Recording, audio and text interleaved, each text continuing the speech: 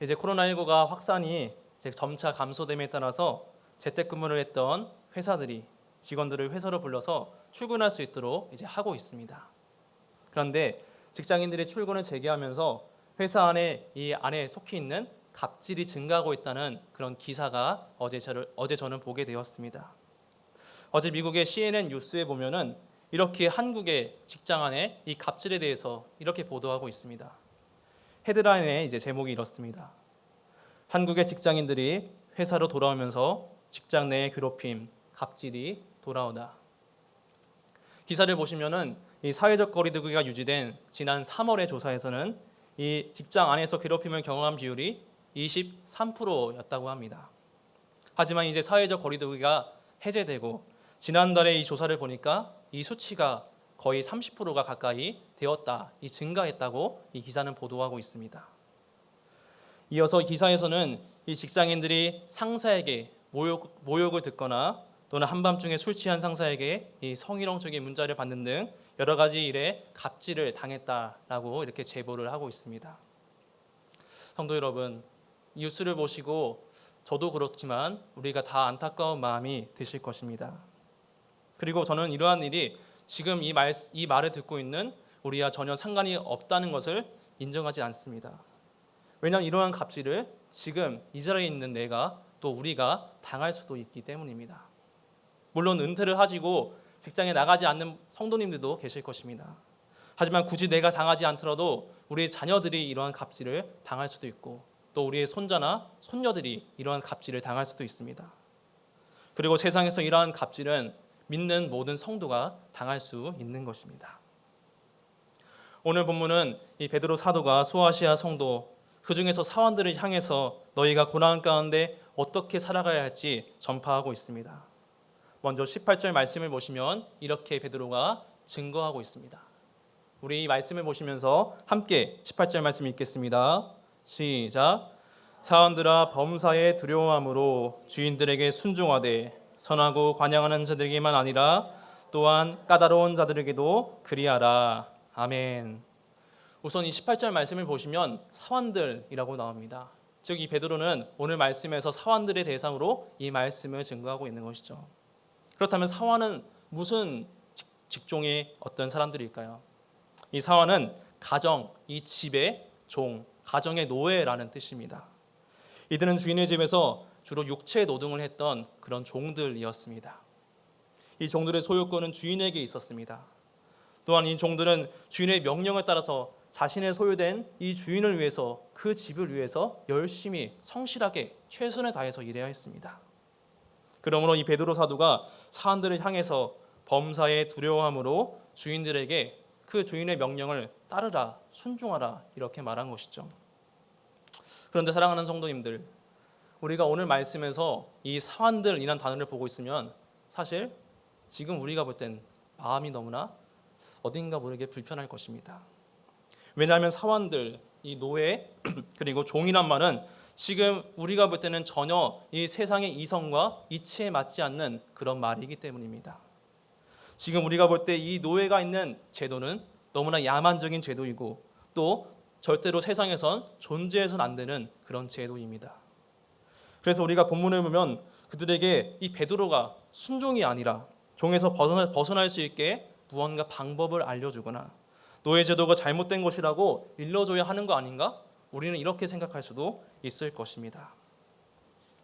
하지만 지금 우리가 사는 이 시대와 오늘 말씀이 기록된 지난 2000년 전의 이 시대와 동일하게 비교하는 것은 우리가 좀 무리가 있습니다. 지금 우리가 노예 제도라고 한다면은 주로 과거에 이제 200년, 300년 전에 미국인들이 이제 흑인들을 이제 억압했던 그 모습들이 우리는 떠오를 것입니다. 하지만 오늘 본문 당시에 이 노예 제도는 인종과 연관이 있지는 않았습니다. 당시 노예는 전쟁으로 포로가 되어서 이제 노예가 된 경우도 있었습니다. 그렇지만 그렇지 않아도 이 가난 때문에 자신이 먹고 살기 위한 생존 때문에 스스로 자신이 종이 되어서 노예로 종으로 그 집에 팔려간 경우도 있었습니다. 그래서 많은 이 당시 그리스 로마 세계 사회에서는 이 종들이 농부나 광부 같은 그 사람들이 기피하는 힘든 노동을 했었습니다. 하지만 이런 힘든 노동만 했던 종들이 다 있었던 것은 아니었습니다. 일부 종들은 이 세계에서 의사나 교사, 기술가나 음악가 같은 일을 했었습니다. 심지어 그 종들은 자기 밑에 다른 종들을 부릴 수도 있었습니다. 그리고 이러한 종들은 지금은 상상이 안 되겠지만 자기 주인보다도 더 교육을 많이 받았던 그런 종들이었습니다.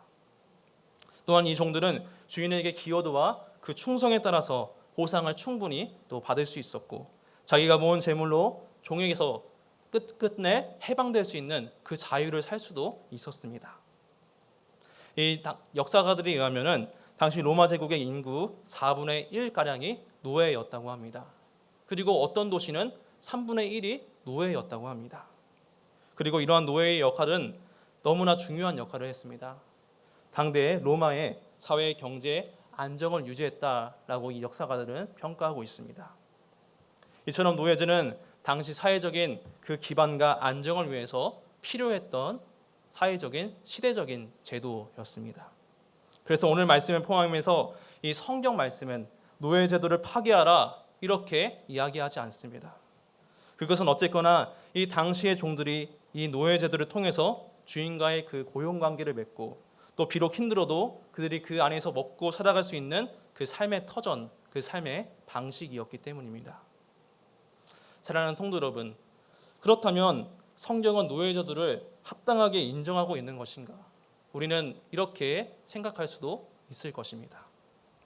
하지만 그것은 오늘 말씀에서 이 사안들이 범사에 순종할 때 두려움으로 해야 한다는 말씀을 통해서 합당하게 이 노예제도를 성경이 인정하지 않는다는 것을 우리는 말씀을 통해서 알 수가 있습니다.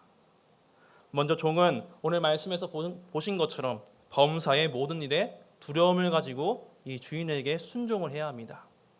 그런데 이 범사의 두려움은 영어 성경을 보시면, 화면을 보시죠.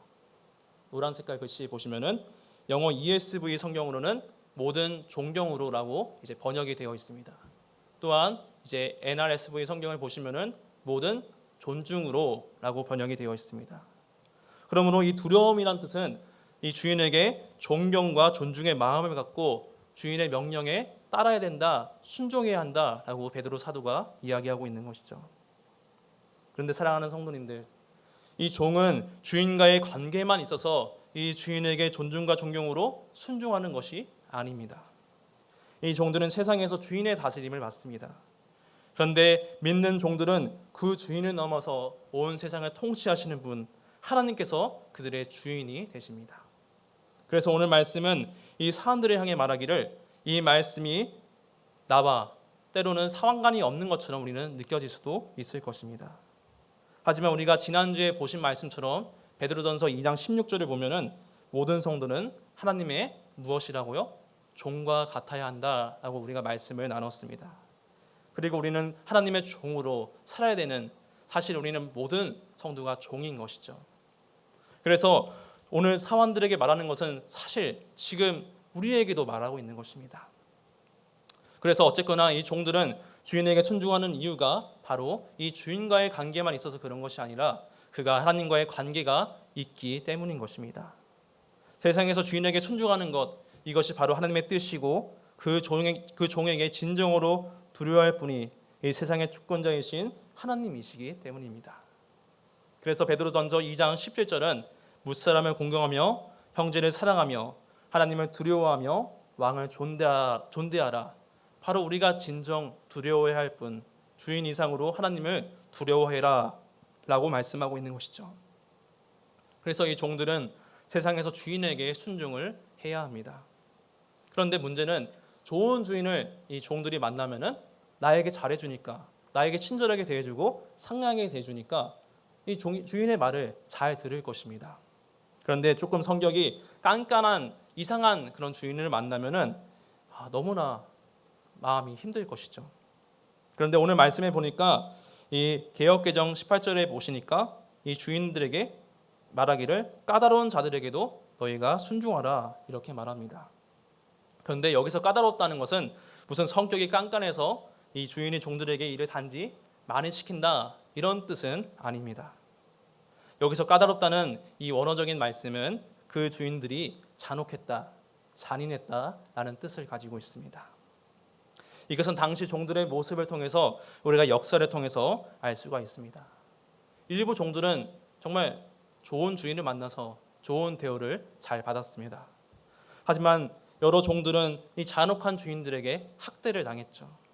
그래서 욕을 듣고 비방을 당하고 아무런 자기의 잘못도 없는데 이 주인에게 뺨을 맞기도 하고 또 발로 걷어차기도 했을 것입니다.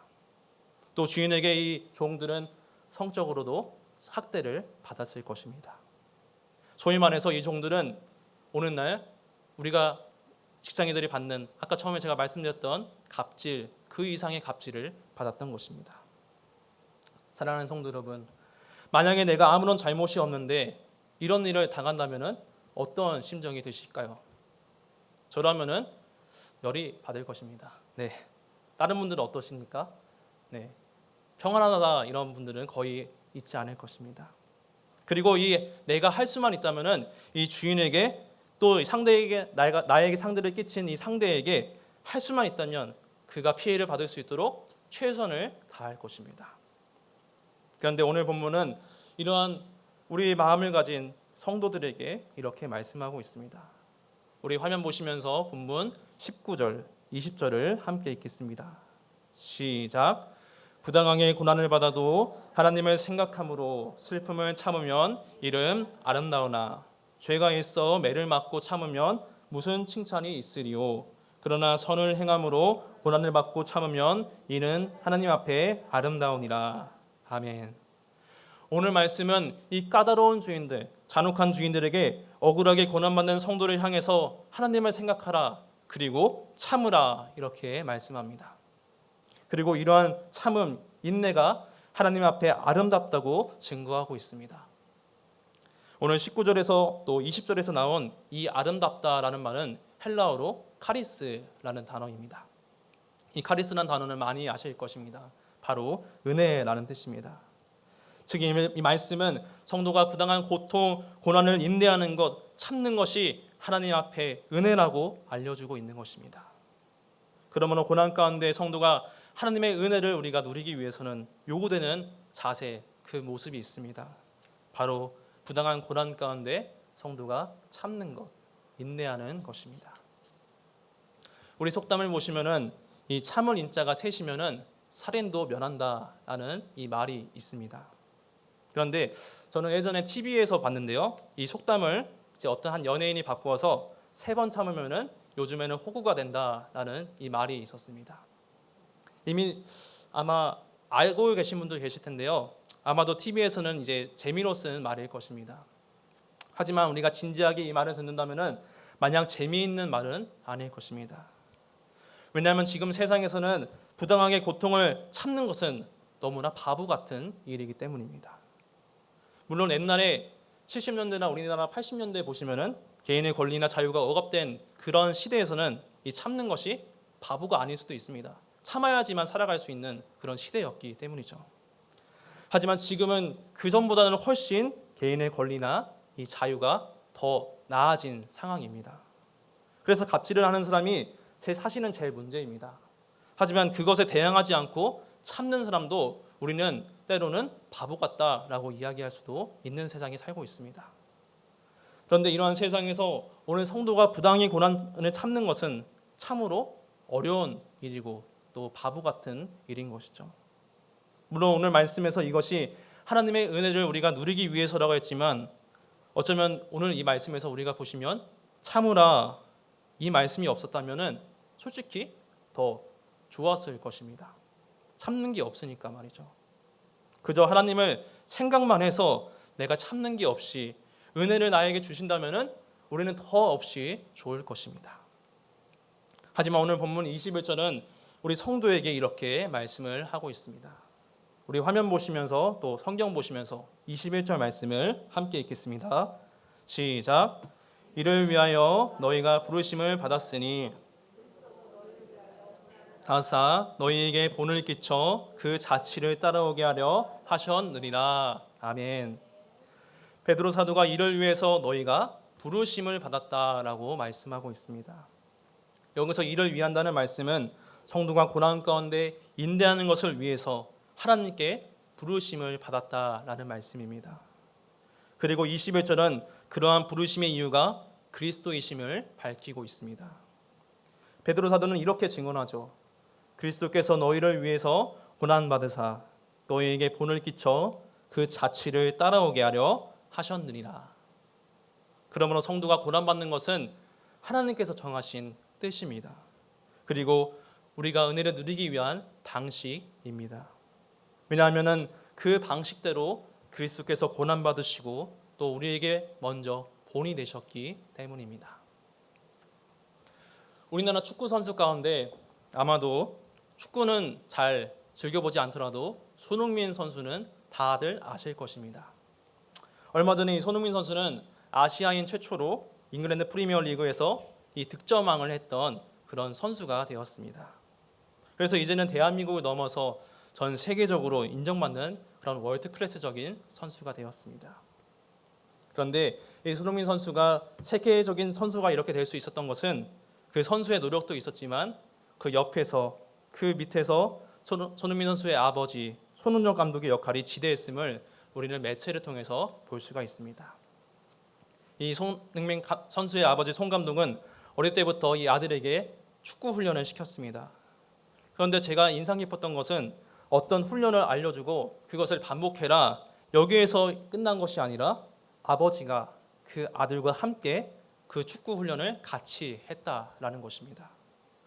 그래서 손흥민 선수는 훈련이 너무나 힘들어도 내가 견딜 수 있었던 것이 아버지가 자신과 함께 훈련했기 때문이다라고 이야기를 합니다.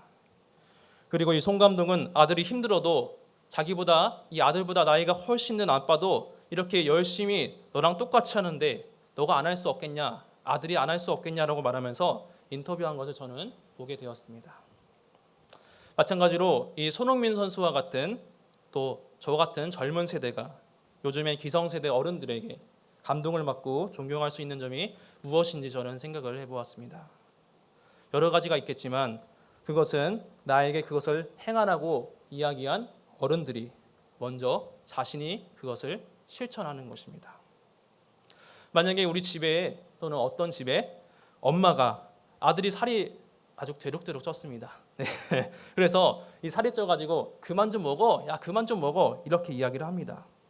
그런데 엄마는 이렇게 말을 하는데 방에서 치킨을 먹고 피자를 먹고 야식을 하고 있습니다. 그리고 엄마는 살이 쪄 있습니다. 사랑하는 성도님들, 그렇다면 이 아들이 엄마의 말을 잘 들을까요? 잘 들을까요, 성도님들? 네, 잘 안 들을 것입니다.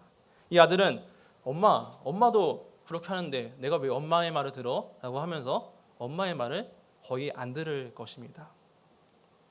마찬가지로 저는 만약에 예수님께서 고난받지 않으시고 또 고난 가운데 인내하지 않으셨다면 오늘 말씀에서 우리에게 나에게 고난받으라 참으라 라고 하셨다는 말씀을 제가 잘 듣지 못했을 것이고 이해하지 못했을 것입니다. 그리고 과연 내가 그것을 왜 감당해야 하는가 또 하나님께 항변했을 것입니다. 하지만 저를 포함해서 우리는 이러한 의문을 주님께 말할 수가 없습니다. 왜냐하면 예수님은 성도보다 먼저 고난받으시고 인내하시며 그 길에 본이 되셨기 때문입니다. 그래서 예수님은 누구든지 나를 따라가기 위해서는 자기 십자가를 지라고 하신 것입니다. 그러므로 성도는 그리스도의 자취를 따라서 믿음을 따른 고난 가운데 우리는 충분하게 인내할 수 있습니다. 주님께서 이 모습, 그 본을 나보다 앞서 보이셨기 때문입니다. 그런데 주님이 당하신 고난은 이 세상에서 받는 성도의 고난과 절대적으로는 비교할 수가 없습니다. 이것은 본문 22절에서 이렇게 증거하고 있습니다. 제가 22절을 읽어보겠습니다. 그는 죄를 범하지 아니하시고 그 입에 거짓도 없으시며. 우리는 사탄에게 의리입니다. 약자입니다. 하지만 주님은 전혀 그렇지 않은 분이십니다. 그분은 죄가 없으시며 그 입에 거짓도 없으십니다. 즉 주님은 고난받으실 이유가 이 세상에서 전혀 있지 않은 분이신 것이죠. 하지만 본문 23절을 보여주십시오.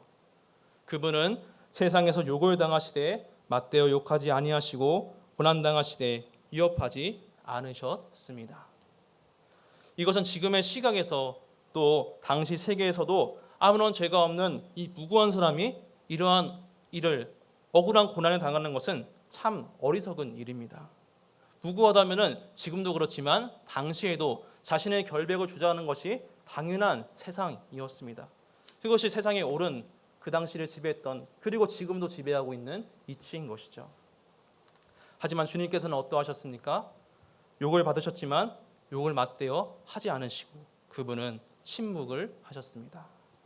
그리고 자신의 결백을 이 세상에 나타내지 않으셨습니다. 왜냐하면 주님은 고난받는 종으로서 오직 공의로 심판하시는 이에게 자신을 부탁하셨기 때문입니다. 오늘 본문 23절 끝을 보시면 오직 공의로 심판하시는 이에게 부탁하시며 라고 이렇게 부탁한다 라고 이야기를 하고 있습니다. 그런데 여기서 부탁이란 말은 다른 말로 바꾸어 말할 수가 있는데요. 맡기다, 내어 맡기다라고 우리는 바꾸어 말할 수가 있습니다. 즉 예수님은 고난받는 가운데 이 세상의 판단에 자신을 맡긴 것이 아니라 오직 공의로 심판하시는 그 아버지께 자신을 내맡기신 것입니다. 주님께서는 아버지께 의지하신 것이죠. 왜냐하면 주님께서는 마지막 날에 선악간에 공의롭게 판단하시는 그 하나님, 그래서 원수를 심판하시고 모든 것을 바로잡으실 그 하나님을 그는 자신의 모든 것에 맡겼기 때문입니다.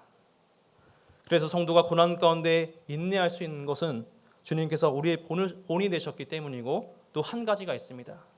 바로 우리가 선에 따라서 고난 가운데 참을 수 있는 것은 그 성도가 이제는 주님과 같이 마지막 날에 공의로 심판하신 이에게 자신을 온전히 맡길 수 있기 때문입니다. 사랑하는 성도 여러분, 그렇다면 성도는 공의로 심판하시는 이 하나님께 왜 자신을 맡길 수가 있을까요? 우리 본문 24절 말씀을 함께 읽겠습니다. 시작. 신이 나무에 달려 그 몸으로 우리 죄를 담당하셨으니 이는 우리로 죄에 대하여 죽고 의에 대하여 살게 하려 하심이라. 그가 채찍에 맞음으로 너희는 나음을 얻었나니. 아멘. 주님께서 이 세상에서 고난받으시고 죽으신 것은 우리 죄를 사하기 위해서만 있는 것이 아닙니다. 우리의 고난과 달리 주님께서 받으신 고난은 또 하나의 절대적인 차이가 있습니다. 그것은 그의 백성을 죄에서 죽게 하시고 의에 대해 살게 하시는 능력을 우리에게 부여하신 것입니다. 그래서 주님의 대속은 우리가 하나님의 뜻을 따라서 이전에 죄의 종되었던 모습에서 하나님의 종으로 살 수 있게 하신 것입니다. 그래서 우리가 지난주에 나눈 그 말씀처럼 하나님의 종은 종으로 불립니다. 하지만 그에게는 이 자유가 있습니다. 왜냐하면 하나님께서는 이제 그에게 의를 행할 수 있는 그 의의 테두리 안에 그를 넣으셨기 때문입니다. 바울 사도의 표현을 빌리면 이 성도는 죄로부터 해방되어서 이제는 의의 종이 된 것입니다. 그래서 본문 25절은 성도의 과거의 모습 그리고 현재의 모습에 관해 이렇게 알려주고 있습니다. 제가 25절을 읽어보겠습니다. 너희가 전에는 양과 같이 길을 잃었더니 이제는 너희 영혼의 목자와 감독 되신 이에게 돌아왔느니라. 아멘. 성도는 이전에 죄의 종으로서 이 양과 같이 잘못된 길을 갔었습니다. 길을 잃어버린 자였죠. 하지만 이제는 하나님의 종으로서 우리 영혼의 목자와 감독 되신 분에게 돌아왔습니다. 이 말씀에서 목자란 뜻은 권위가 있어서 우리 사람의 영혼을 인도하시는 그리스도이십니다. 그리고 감독은 교회의 권위를 가지셔서 교회를 통치하시는 그리스도이십니다. 그러므로 이 목자와 감독을 합치면은 성도는 그의 영혼을 인도하시며 온 성도를 온 교회를 통치하시는 그 주님께로 돌아오게 된 것이죠.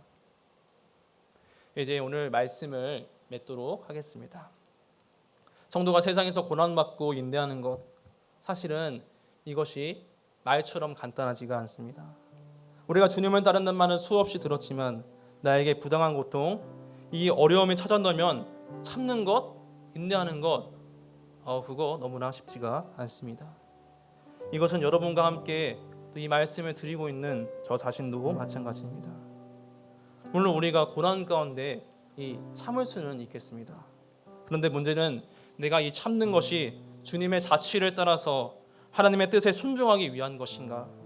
아니면 내가 어떤 사회에서 조직에서 낮은 위치에 있기 때문에 그냥 어쩔 수 없이 내가 참고 있는 것인가? 혹은 그 참는 것이 내 욕망을 위해서 그것을 이루기 위해서 참고 있는 것인가? 우리는 생각해 보아야 할 것입니다. 오늘 본문 20절은 우리에게 이렇게 말합니다. 종들을 향해 죄가 있어서 매를 맞고 참으면 무슨 칭찬이 있겠냐고 말이죠. 우리는 하나님의 종으로서 우리가 이 세상의 고난 가운데 참는 것은 이 세상을 위한 것이 아닌 줄 믿습니다. 성도는 주님의 자치를 따라서 그와 같이 하나님의 은혜에 구하며 그 마지막에 있는 상을 바라보고 이 고난 가운데 참는 것, 인내하는 것입니다. 물론 우리가 고난 가운데 언제나 항상 이것을 참는 것은, 고난을 이겨내고 참는 것은 쉽지가 않습니다. 사실 오늘 이 편지를 쓴 베드로 사도를 보시기 바랍니다. 그가 주님을 살아계신 하나님의 아들로 고백했지만 그 뒤에 있는 주님의 고난은 이해하지를 못했습니다. 그래서 참지 못하고 이 말고의 귀를 자르게 되었죠. 참을성이 없었던 이 베드로였습니다. 또한 고난받는 주님을 그는 3번이나 부인했었습니다. 사랑하는 여러분, 그런데 이러한 사람이 어떻게 지금 성도를 향해서 부당해도 고난받아도 참으라 이렇게 말할 수 있을까요? 다른 사람이 아니라 어떻게 베드로가 말이죠. 그는 이전에 주님의 고난을 그토록 이해할 수가 없었습니다. 하지만 그는 부활하신 주님을 만나 그분의 영광을 목도하게 되었습니다. 또한 그는 주님을 부인했던 이전의 모습을 간과하시고 자기를 찾아와 용서하시는 그 주님의 사랑을 그는 경험했습니다. 또한 아버지 보좌 우편에 승천하시는 그 영광과 권세를 가지신 주님을 보게 되었죠. 그리고 후에 그는 주의 영이 충만케 되어서 이제 주님을 따라가 자치를 밟아가는 자가 되었습니다. 그래서 그는 이제는 고난받는 것이 합당히 여기며 그 고난을 기뻐하는 자로 변화하게 되었습니다. 사도행전 6장 41절은 이렇게 말씀합니다. 사도들은 그 이름을 위하여 능욕받는 일에 합당한 자로 여기심을 기뻐하면서 공의 앞을 떠나니라. 아멘. 사랑하는 갈릴리 교회 성도님들, 그러므로 주님의 자치를 따라가시는 이 길에 세상 끝날까지 우리와 함께 하시는 주의 영을 따라서 고난 가운데 인내하시며 하나님의 구원에 모두 다 거하실 수 있는 우리 모두가 되시기를 간절히 소망합니다.